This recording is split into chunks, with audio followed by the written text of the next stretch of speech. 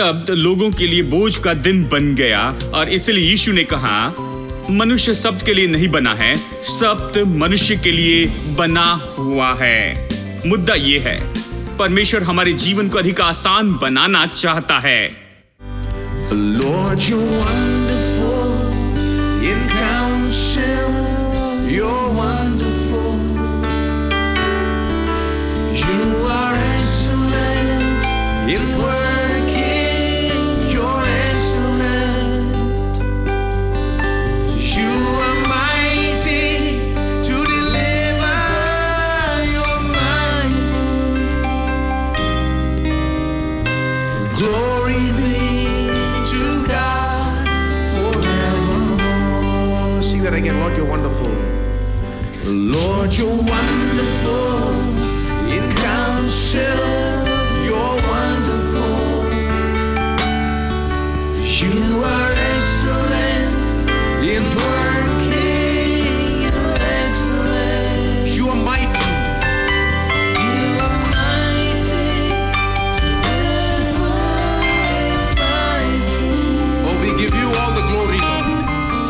Glory be to God forever. Well, let's lift up our voices. Say, you're more than enough. You're more than enough. You're more than enough.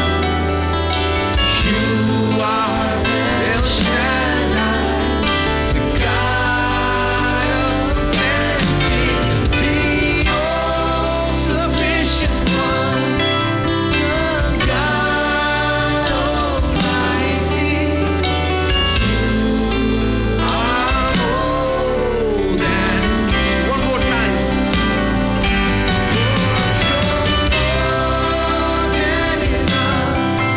You're more than enough.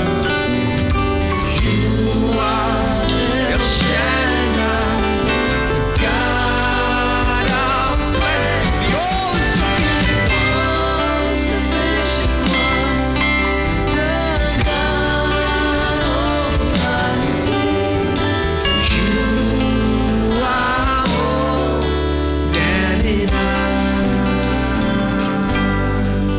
Oh, you are more than enough.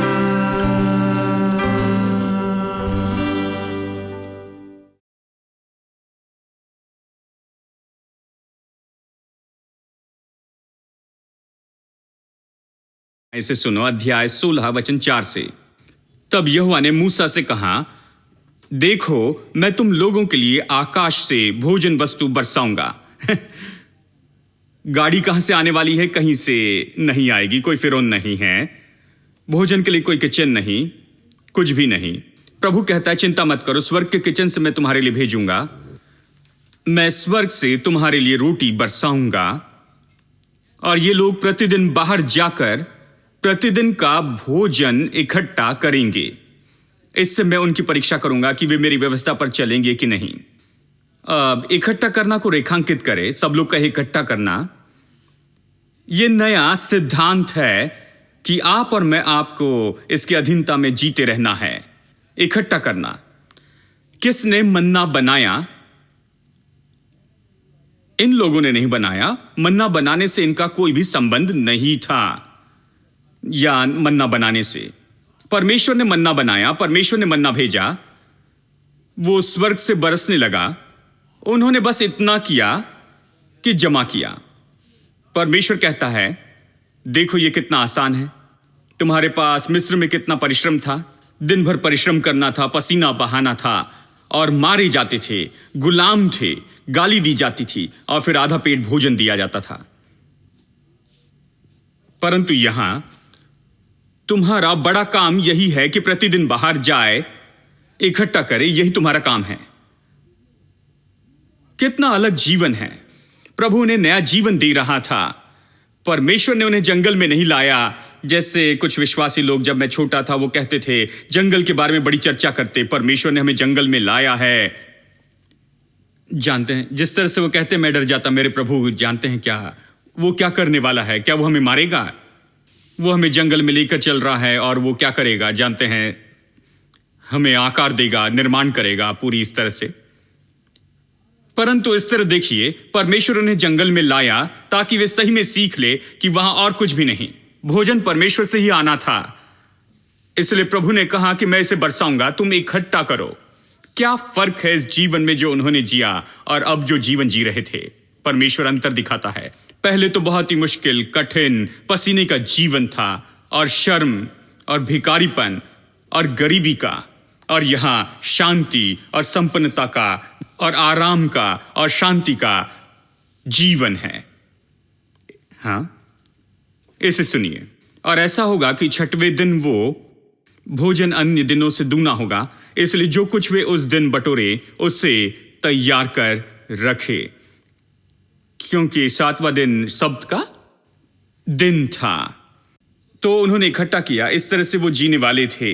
हाँ, वे सीखने वाले थे कि परमेश्वर उनका प्रबंध करने वाला है। वे कभी कमी में नहीं रहेंगे। छठवें दिन उनके पास में सातवें दिन के लिए भी पर्याप्त होगा। जब वे इकट्ठा करेंगे वे पाएंगे कि सातवें दिन के लिए भी पर्याप्त है। चलिए वचन 21 पढ़ते हैं। वे भोर को प्रतिदिन अपनी आवश्यकता के अनुसार खाने के लिए बटोर लेते थे, और जब धूप कड़ी होती थी तब वो गल जाता था। फिर ऐसा हुआ कि छठवें दिन उन्होंने दूना अर्थात प्रति मनुष्य के पीछे 2-2 ओमेर बटोर लिया, और मंडली के सब प्रधानों ने आकर मूसा को बता दिया। उसने उनसे कहा, यही वो बात है जो यहोवा ने कही, क्योंकि कल परम विश्राम अर्थात यहोवा के लिए पवित्र विश्राम होगा। इसलिए तुम्हें जो तंदूर में पकाना हो उसे पकाओ, और जो सिझाना हो उसे सिझाओ, और इसमें से जितना बचे उसे सवेरे के लिए रख छोड़ो। जब उन्होंने उसको मूसा की इस आज्ञा के अनुसार सवेरे तक रख छोड़ा तब तो वो न बसाया। देखिए, जब परमेश्वर ने उन्हें अगले दिन के लिए रखने के लिए कहा तो वो खराब नहीं हुआ। जब प्रभु ने कहा नहीं रखना तो खराब हो गया, और न उसमें कीड़े पड़े, वचन कहता है। ठीक है, इसलिए ये एक पाठ है। मैंने जीवन में सीखा कि कई बार परमेश्वर हमारे सब मामलों में, जानते हैं, हमें ऐसा ट्रेनिंग देता है इस नए जीवन में। जानते हैं, हम में से कुछ लोग इसे सीखने में असफल होते। परमेश्वर हमें ऐसी परिस्थिति में ले जाता है जो असंभव दिखाई देती है। वो हमारी अगुवाई करता है ताकि हम उस पर भरोसा करना सीखे। प्रभु ने मेरे साथ ऐसा किया जब मैं 20 साल का था, जब मैं पढ़ाई के लिए गया समुंदर के पार, पढ़ाई के लिए अमेरिका गया, और $8 के साथ वहां पहुंचा। कोई पैसा नहीं, केवल $8 थे। मैं वहां पहुंचा, इसलिए कुछ दिनों तक मैंने अपने कपड़े धोए, वस्तुएं साफ की, मैंने कॉफी नहीं पी क्योंकि मेरे पास $8 थे। तो जब पैसा खत्म होने लगा तो बस एक एरोग्राम बाकी था। मैंने पिता को पत्र लिखा। मैंने पता लगाया कि हमारे कॉलेज के मुख्य अध्यापक आंध्र प्रदेश में प्रचार के लिए जा रहे हैं, इसलिए मैंने पिताजी को पत्र लिखा। कहा कि मैं आपको यहाँ पर आखिरी पत्र लिख रहा हूँ क्योंकि कोई एरोग्राम नहीं है और नया खरीदने के लिए पैसा नहीं, कोई पैसा नहीं है। मुझे कपड़े धोने के लिए पैसा चाहिए, टूथपेस्ट के लिए पैसा चाहिए, साबुन खरीदनी है, शैम्पू खरीदनी है। जानते हैं, मुझे ये सब समझाना पड़ा और मैंने उन्हें ये सब कुछ बताया। मेरे पास पैसा नहीं, ये मेरी समस्या है। मैं यहाँ पर अमेरिका में हूँ, मेरे पास कुछ पैसा नहीं। वहाँ सबको पैसा चाहिए था। जानते हैं, आप मशीन के पास जाए, पैसा मांगती है। जानते हैं, लोग कहते हैं ये बाइबल कॉलेज है, वो सब कुछ देना चाहिए। नहीं, वो पैसे पर विश्वास करते। जानते हैं, वॉशिंग मशीन में अगर $1 डाले तभी वो घूमती है, फिर वॉशिंग मशीन से निकाले और ड्रायर में डाले, फिर से $1 डालना है तभी वो घूमेगी। आप कोका कोला मशीन के पास जाए, 15 सेंट डालेंगे तभी वो कोक मिलेगा, और कॉफी मशीन के पास जाए तो सिक्का डालना पड़ता है तभी कॉफी मिलती है। हेलो, बिना पैसे से कुछ नहीं। पैसा सारी बातों का जवाब है, ये मैंने वहां सीखा। आप बिना पैसों से कुछ नहीं कह सकते। इसलिए मैंने अपने पिता से कहा, कृपया जाकर उनसे मिलिए, ये अच्छा मौका है कि कुछ पैसा मेरे लिए आप भेज सके। मुझे सच में पैसों की जरूरत है। मैंने बहुत अच्छे से लिखा, और मेरे पिताजी हवाई जहाज से हैदराबाद गए, उस व्यक्ति से मिले और बताया, और मैं जानता था पिताजी ने क्या कहा होगा, हमें इससे ज्यादा पैसा नहीं देना चाहिए। जानते हैं, ये खुद ऊपर आना सीख ले, उसे विश्वास का पाठ सीखने दो उसे वहां सूखा और भूखा छोड़ दो, उसे सीखने दो पैसा कैसे आता है, और यही वो सोच रहे थे। तो वो हवाई जहाज से वहां पर गए और वापस आए। हवाई जहाज पर इतना खर्चा किया और वापस आने में, और उस भाई से मिले और पूछा कि मैं कैसे हूं, और उसे $10 दिए मुझे देने के लिए। $10। आप विश्वास नहीं कर पाएंगे, 1974 में, 73 में $10। 73 में भी $10 बहुत कम पैसे थे भाई। $10। और हमारे प्रिंसिपल कॉलेज में वापस आए, मुझे देखा और कहा, क्या तुम्हारे पास $10 भी नहीं है? मैंने बस ऐसे देखा, उन्होंने मेरी ओर देखकर कहा, ये $35 लो। उन्होंने खुद की तरफ से $25 डाले और मुझे दिए, और मुझे बहुत शर्म आई और अपमानित महसूस किया कि मेरे पिता ने ऐसे किया है। इसलिए मैंने उस दिन से निर्णय लिया। खैर, उस दिन तक मेरे पिताजी मेरा प्रबंध करने वाले थे। मैंने भारत में अच्छा जीवन जिया। मेरे पास मोटरसाइकिल थी, मेरे पास सब कुछ था। हर दिन मैं उनसे पैसे लेता और जाता, जानते हैं। और मैंने उस दिन निर्णय लिया, मेरे पिता कभी मेरा प्रबंध करने वाले नहीं होंगे। प्रबंध करने वाला बना दूं तो फिर मैं खत्म हो जाऊंगा। वो मुझे हर समय केवल $10 ही देते जाएंगे। तो मैंने कहा, मैं इनसे कभी नहीं मांगूंगा। उस दिन से लेकर आज तक कभी नहीं मांगा है। और उस दिन मैं बहुत परेशान था, बहुत गुस्से में था, बहुत निराश था, बहुत शर्मिंदा हुआ। और आधी रात को मैं चैपल में गया। वहां अंधेरे में चैपल में विद्यार्थी आकर प्रार्थना करते थे। हर समय वो यहाँ बैठकर प्रार्थना किया करते थे। आज़ादी थी कि सारी रात वहां पर रहे। तो मैं चैपल में गया। मैं बहुत ही मायूस था और मैं सच में प्रभु के सामने रोया। मैंने कहा, परमेश्वर, मैं समाप्त हुआ। मैं यहाँ परदेश में हूं, मैं किसी से पैसे नहीं मांगूंगा। मैं नहीं जानता कि ये कैसे करे। मैं भारत में अच्छा जीवन जी रहा था, अच्छा था। मेरे पास कोई पैसा नहीं है अभी, और मैं किसी से नहीं मांगने वाला। मैं नहीं जानता कि कैसे पैसे प्राप्त करे, मैं कैसे कमाऊंगा। परंतु मैं आपके काम करने की आशा में यहां पर आया हूं। यदि आप सहायता न करे, मेरी मदद न करे, तो मैं खत्म हो जाऊंगा। तो मैंने अपने आप को प्रभु के हाथ में सौंपा। कहा, इस दिन से आप मेरी जरूरत पूरी कीजिए। और मैं आपको बताऊं, उस दिन से मेरा मन्ना आना शुरू हो गया।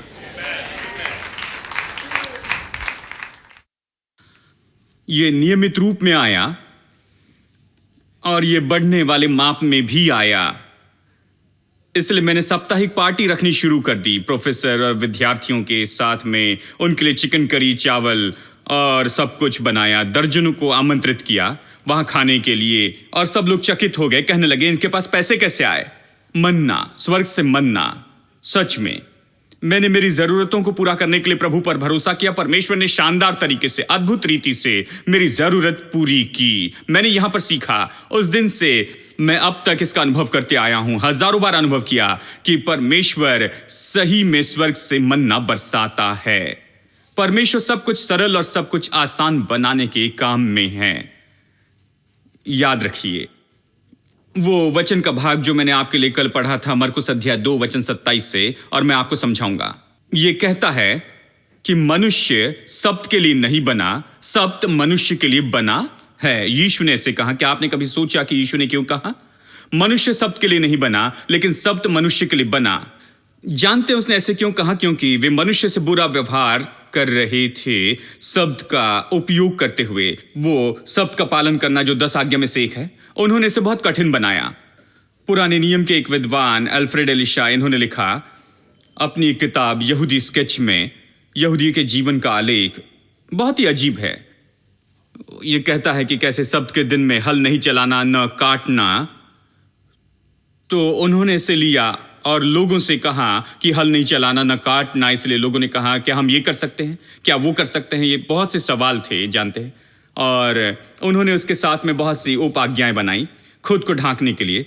इसलिए वे लगातार उपाज्ञाएं बनाते रहे और हास्यास्पद बिंदु तक लाए कि सही में इसका कोई अर्थ नहीं था।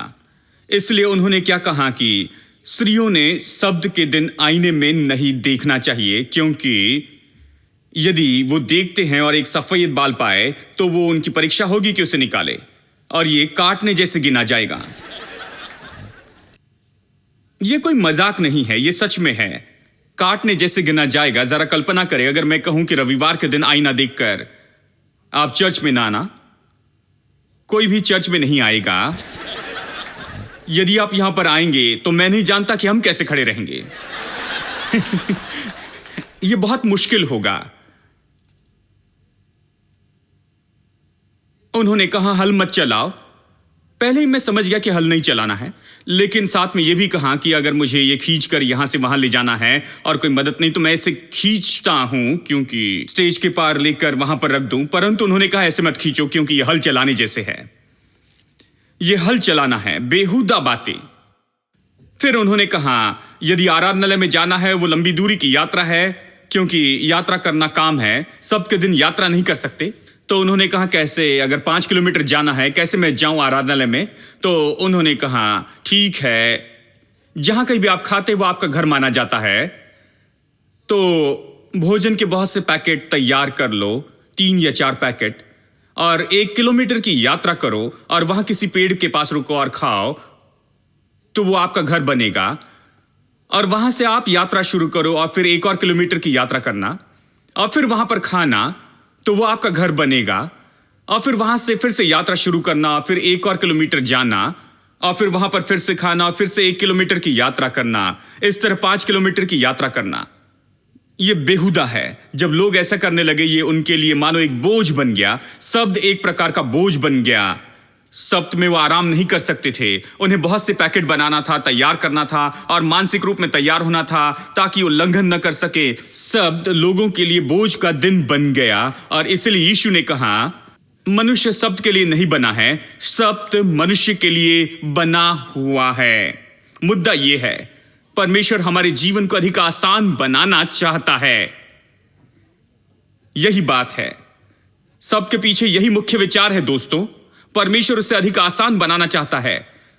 परमेश्वर नहीं चाहता कि पसीना बहाए। और यीशु ने कहा देखो, तुमने शब्द को मनुष्य से बड़ा बना दिया और शब्द का उपयोग करते हो कि मनुष्य काम करे, इसके बजाय कि वह आराम करते जाए। वो अभी और ज्यादा शब्द के दिन काम करता है शब्द का पालन करने के लिए। शब्द मनुष्य के लिए बना है, उसे आराम करने दो। यह मनुष्य के लिए है, उसे अकेला छोड़ दो, उसे आराम करने दो कहता। हेलो, यीशु आपके आराम के लिए है। यीशु ने एक सुंदर बात कही। उसने कहा हे सब परिश्रम करने वाले और बोझ से दबे लोगों मेरे पास आओ और मैं तुम्हें विश्राम दूंगा। ठीक है, मैं तुम्हें विश्राम दूंगा। मत्ती अध्याय 11 वचन 28 से कहता है और मैं तुम्हें विश्राम दूंगा। मेरा जुआ अपने ऊपर उठा लो और मुझसे सीखो, क्योंकि मैं नम्र और मन में दीन हूं और तुम अपने मन में विश्राम पाओगे। देखिए, वो चाहता है कि हम विश्राम पाए, क्योंकि मेरा जुआ सहज और मेरा बोझ हल्का है। देखिए, वो बैल और जमीन पर हल चलाने का उदाहरण देता है। मेरा जुआ सहज है, मेरा बोझ हल्का है। जब वे बैल को जोड़ी में बांधते हैं, जब वे बैलों को जोड़ी में रखते हैं हल चलाने के लिए, वे कहते हैं कि वे एक अनुभवी को रखते हैं और दूसरा जो अनुभवी नहीं होता है उसके साथ। क्योंकि जो अनुभवी नहीं, वो शक्तिमान नहीं, उसने कभी इसे नहीं किया, नहीं जानता इसे कैसे करे। अनुभवी शक्तिशाली है, इसने कई बार किया, वास्तव में जानता है क्या करे। तो बिना अनुभवी जो है वो बस यहां वहां जाता है अनुभवी के साथ में। उसे बहुत सोचना नहीं है, उसे बहुत कोशिश नहीं करनी है, उसे बना बनाया मिल गया है, उसे आसानी से मिला, कोई मेहनत नहीं करनी है, क्योंकि ये अनुभवी है। यीशु कहता है मैं अनुभवी हूं। तुम मेरे साथ जुड़ जाओ। क्यों संघर्ष कर रहे हो? क्यों पसीना बहाते हो? क्यों इस बोझ को खुद उठाए लिए चलते हो? क्यों इसे झेल रहे हो? क्यों इस पूरे भार को केवल खुद के ऊपर लिए चल रहे हो? तुम आ जाओ, मेरा जुआ अपने ऊपर उठाओ। मेरा जुआ सहज है और मेरा बोझ हल्का है। वो कहता है मैं इसे तुम्हारे लिए आसान बनाऊंगा। देखिए, यीशु आपके लिए इसे आसान बनाने के काम में लगा हुआ है। आमीन। वो इसे आपके लिए आसान बनाना चाहता है। अंत में चलिए एक और वचन देखें, इब्रानियों अध्याय 4। बाइबल इसे बहुत बार बताती है। इब्रानियों अध्याय 4 वचन 9। अतः जान लो कि परमेश्वर के लोगों के लिए विश्राम बाकी है, क्योंकि जिसने उसके विश्राम में प्रवेश किया है उसने भी परमेश्वर के समान अपने कामों को पूरा करके विश्राम किया है। अतः हम विश्राम में प्रवेश करने का प्रयत्न करें, ऐसा ना हो कि कोई जन उनके समान आज्ञा न मानकर गिर पड़े। वो इस्राएली लोगों के बारे में बता रहा है कैसे वे प्रतिज्ञा के देश में प्रवेश करने से असफल हुए और जो कुछ परमेश्वर ने उनके लिए तैयार किया वो नहीं पाया। परमेश्वर ने उनके लिए विश्राम तैयार किया, परमेश्वर ने उनके लिए घरों को तैयार किया, परमेश्वर ने उनके लिए कुएं तैयार किए, परमेश्वर ने उनके लिए बगीचे तैयार किए थे, परमेश्वर उनके लिए शहर तैयार कर रहा था। व्यवस्था विवरण अध्याय 6 वचन 10 इस तरह से कहता है, 6:10, जब तेरा परमेश्वर यहोवा तुझे उस देश में पहुंचाए जिसके विषय में उसने अब्राहम, इसहाक और याकूब नामक तेरे पूर्वजों से देने की शपथ खाई, और जब वो तुझको बड़े और अच्छे नगर दे जो तूने नहीं बनाए। चलिए एक और अनुवाद से पढ़ते हैं।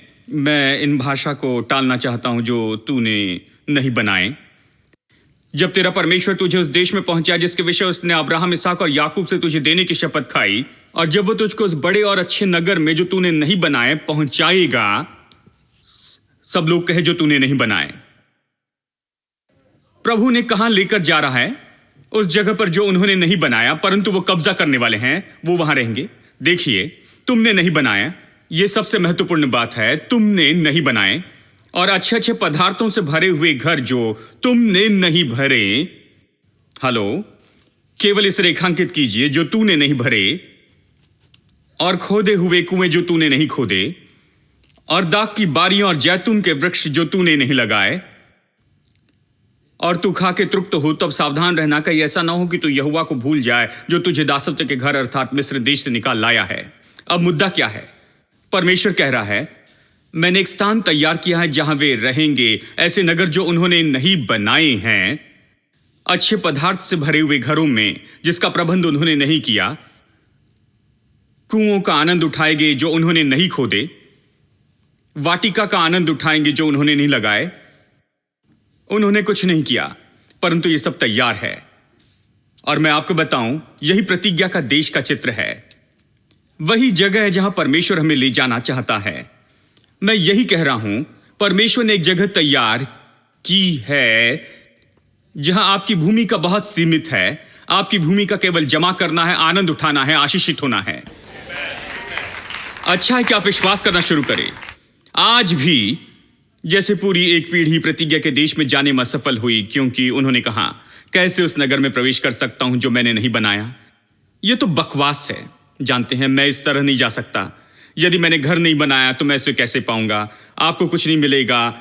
कैसे मुझे कुएं खोदे बिना कुछ मिल सकता है? मुझे खोदना पड़ेगा तभी मिलेगा। देखिए, उन्होंने विश्वास किया इन बातों पर, प्रभु के प्रयोजन पर विश्वास नहीं किया। प्रभु कहता है, मैं पूरा करता हूं, तुमने इसे नहीं किया, मैंने किया, मैंने तैयार किया, तुम इसमें आओ और आनंद उठाओ। और वो ये विश्वास करने में असफल हुए, वे जंगल में ही मर गए। वे प्रतिज्ञा की भूमि में कभी नहीं आ पाए। आज भी लोग विश्वास नहीं करते। घर जिसको वो खोज रहे हैं वो पहले से ही उनके लिए तैयार है। वे विश्वास नहीं करते कि परमेश्वर ने उनके लिए खरीदा। वो विश्वास नहीं करते कि परमेश्वर ने उनके लिए कार खरीदी है। वो विश्वास नहीं करते कि परमेश्वर ने उनके लिए नौकरी तैयार की। वो विश्वास नहीं करते कि प्रभु ने उनके लिए पैसा रखा। वे विश्वास नहीं करते कि परमेश्वर ने उनके लिए सब कुछ जो चाहिए वो तैयार करके रखा हुआ है। परमेश्वर ने पहले तैयार किया है, बस इन्हें जाकर उसे ले लेना है, विश्वास करके लेना है। इसे विरासत में पाना है, ये आपका है। यीशु के नाम में प्रतिज्ञा का देश आपके मरने के बाद के लिए नहीं है। प्रतिज्ञा का देश अभी इस जीवन के लिए है। यदि आप इस पर विश्वास करेंगे तो पाएंगे।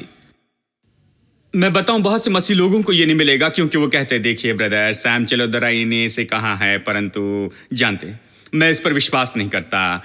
कैसे इस तरह से कुछ पा सकते हैं? चिंता मत कीजिए, आपके पास नहीं आएगा। यह उनके पास आएगा जो विश्वास करते हैं। आमीन। और मैं विश्वास करने वाला हूं। मैं सीधे प्रतिज्ञा के देश में जाने वाला हूं। मैं प्राप्त करने वाला हूं जो मेरे लिए तैयार किया है। मेरा परमेश्वर अच्छा, भला और दयालु प्रभु है। उसने इसे तैयार किया। मैंने इसे नहीं खोदा, मैंने इसे नहीं बनाया, मैंने इसे अच्छी चीजों से नहीं भरा है। जब हम घर की बात करते हैं, यह कहता है हर प्रकार की अच्छी पदार्थों से भरा है। मैंने इसे नहीं भरा, मैंने वाटिका नहीं लगाई, परंतु ये मेरा है। यीशु के नाम में मैं इस पर विश्वास करता हूं। यदि प्रभु ये कहता है, मैं इस पर विश्वास करता हूं। मैं प्रभु की आशीष पर विश्वास करता हूं। अच्छा है कि आप प्रभु की आशीष पर विश्वास करने लगे और आप इसे पाएंगे पहले से भी अधिक।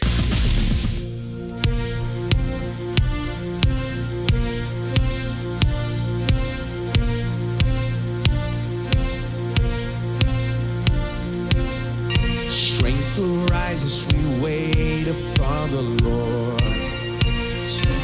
I want you to just repeat after me with our singers. Strength will rise as we wait upon the Lord. Strength will rise as we wait upon the Lord. Strength will rise as we wait upon the Lord.